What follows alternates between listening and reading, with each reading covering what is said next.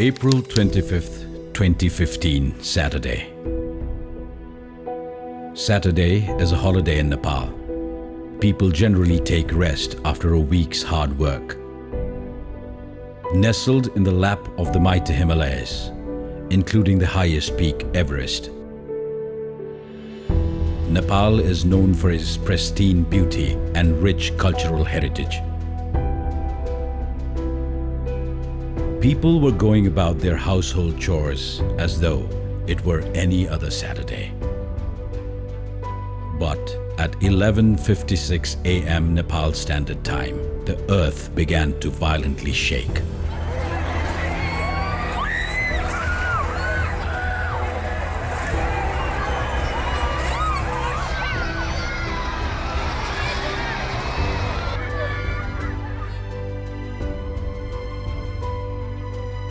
The earthquake measuring 7.6 on the Richter scale, with the epicenter in Barpak of Gorkha, in the mountainous district north of the capital, Kathmandu, not only devastated the hilly settlement, but shook the whole of the central region. 8,790 people lost their lives.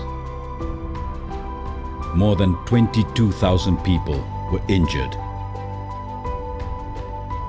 More than 800,000 houses crumbled, and thousands of schools, public buildings, health institutions, and other infrastructure was destroyed, including roads, bridges, and drinking water systems. The earthquake hit Nepal's coveted religious sites hard, as hundreds of heritage buildings, including many World Heritage Sites, came crumbling down. The people rushed to provide relief to the victims, and hundreds were rescued. Communities showed their resilience. But raising temporary shelters for millions of people in itself was a huge challenge. But even bigger challenge was to bring these millions of people back to life. The National Planning Commission came up with the Post-Disaster Needs Assessment, which estimated the total loss from the earthquake to be a whopping $6.69 billion. The government held a donors meeting in Kathmandu to garner international support. The donors pledged $4 billion for the reconstruction process. 8 months after the earthquake, the government finally established the National Reconstruction Authority, NRA, on December 25, 2015.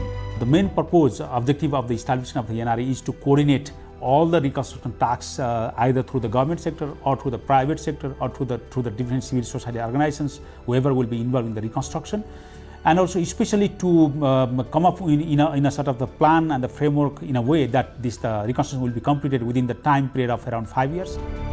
Immediately after its establishment, the NRA sent out 3,000 engineers to conduct a detailed damage assessment survey, one of the largest such surveys in the world, and prepared a post-disaster recovery framework, PDRF. After PDNA, damages were assessed and it was agreed that housing reconstruction was priority need. Based on that, a housing damage assessment survey was carried out. Each and every house was visited and damages were categorized to ascertain what is the number of houses that were destroyed and what is the number of houses that are retrofittable. Upon further study and research, the government put the total cost of reconstruction and rehabilitation at $9.38 billion. The government decided to provide 300,000 rupees, about $3,000 per family, through the banking process. The NRA then kick-started the reconstruction process by sending out thousands of engineers and sub-engineers to the villages. It trained thousands of masons to make the affected people build quake-resilient houses. The UN, because we have such a diversity of expertise, we have been supporting the reconstruction process from various angles, both supporting the institution, the NRA, at in different sectors of reconstruction, but as well as working with the communities, which is very important because while we help an institution to do its work, we also have to make sure that the communities are being empowered.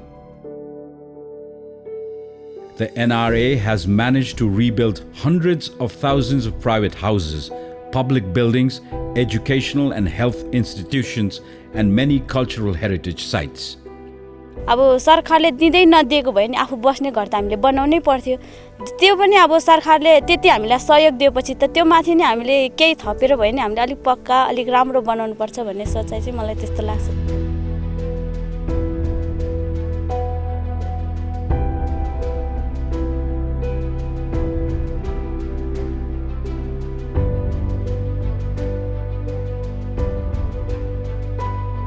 It is no doubt a difficult process, but with the active participation of the resilient Nepali community and with support from the international community, Nepal is rising from the rubble. However, the job is not done yet.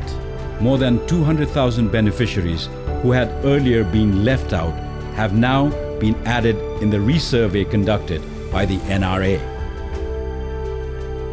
About 18,000 vulnerable families are still living at risk. Also, thousands of families living in earthquake-prone areas need to be relocated and resettled. Therefore, the Nepal government is looking for ways to bridge the budget deficit.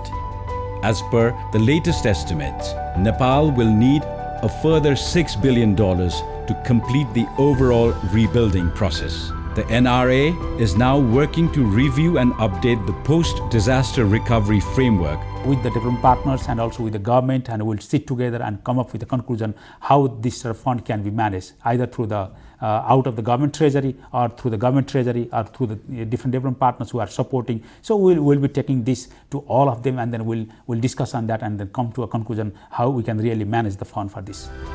The rebuilding process is in full swing at present, and a lot has been achieved, but there still is a long way to go to ensure that Nepal builds back safer.